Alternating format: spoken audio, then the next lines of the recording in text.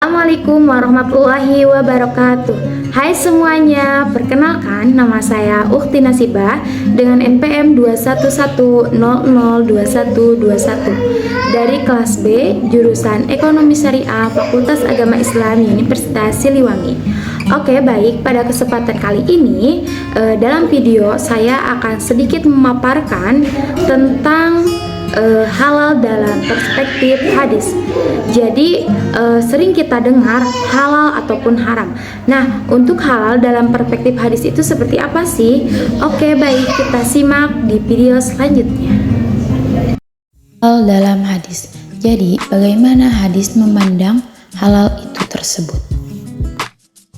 Sebelum kita membahas terkait halal dalam hadis, kita harus mengetahui terlebih dahulu halal itu seperti apa. Halal dari segi pemaknaan mengandung makna sebagai kewajiban atau keharusan, sehingga sesuatu yang diketahui sebagai halal menjadikan seseorang ini harus memilihnya, baik untuk dikonsumsi, dipergunakan, maupun dilakukan. Lalu bagaimana dengan hadis? Hadis menurut bahasa adalah lawannya lama. Hadis dipakai juga untuk menunjukkan cerita, baik sedikit maupun banyak. Menurut istilah, hadis adalah semua perkataan, perbuatan, dan ketetapan Nabi Muhammad SAW beserta dengan sifat-sifatnya seperti pembawaannya maupun akhlaknya. Hadis memiliki hubungan erat dengan riwayat. Antara hadis dan riwayat merupakan dua hal yang tidak bisa terpisahkan. Untuk mengetahui riwayat, perlu memahami juga tentang sanad. Sanad secara bahasa berarti tempat bersanadnya sesuatu seperti tembok dan sebagainya. Sedangkan secara istilah, sanad berarti jalan yang mengantarkan kepada matan ataupun redaksi hadisnya. Lebih jelasnya, mereka adalah para periwayat hadis yang meriwayatkan lafadznya. Dengan demikian, sanad dan perawi memiliki hubungan makna yang sama. Para perawi hadis adalah mereka yang dijadikan sanadannya oleh para ahli hadis untuk mengetahui suatu hadis diterima atau ditolak. Halal dan haram sudah dijelaskan di dalam Al-Quran secara global. Sebagaimana disebutkan dalam hadis, diceritakan dari Salman, ia berkata pernah ditanya tentang mentega, keju, dan sejenis baju dari kulit. Beliau lalu menjawab, halal adalah suatu yang telah Allah halalkan dalam kitabnya. Adapun yang Allah diamkan, maka itu adalah suatu yang Allah maafkan. Hadis riwayat At-Tirmidzi nomor 1648 dalam Sunan Al-Tirmidzi. Selain riwayat hadis At-Tirmidzi, konsep halal ini menurut Imam Bukhari bahwasannya tuh terkait halal ini sudah terdapat dalam riwayat yang halal sudah jelas dan yang haram juga sudah jelas. Namun di antara keduanya akan perkataan yang subhat ataupun samar. Maka barang siapa yang meninggalkan perkara yang samar karena khawatir mendapatkan dosa, berarti dia telah meninggalkan perkara yang jelas keharamannya.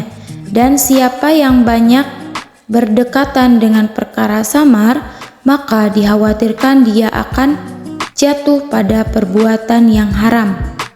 Maksiat adalah larangan Allah, maka siapa yang berada di dekat larangan Allah itu dikhawatirkan dia akan jatuh pada larangan tersebut.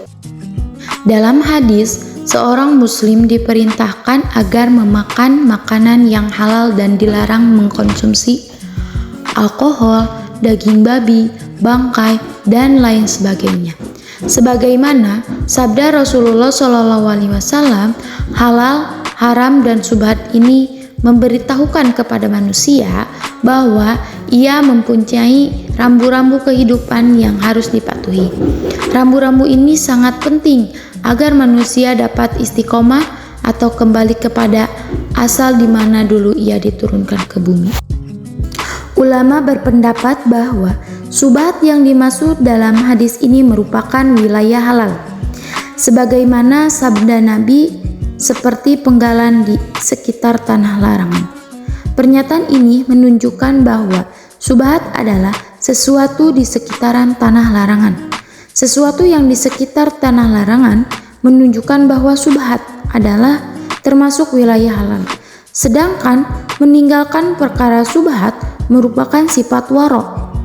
Menurut Ibnu Umar dan pengikutnya, waro adalah meninggalkan sepotong dari perkara halal karena khawatir terjatuh ke dalam perkara haram.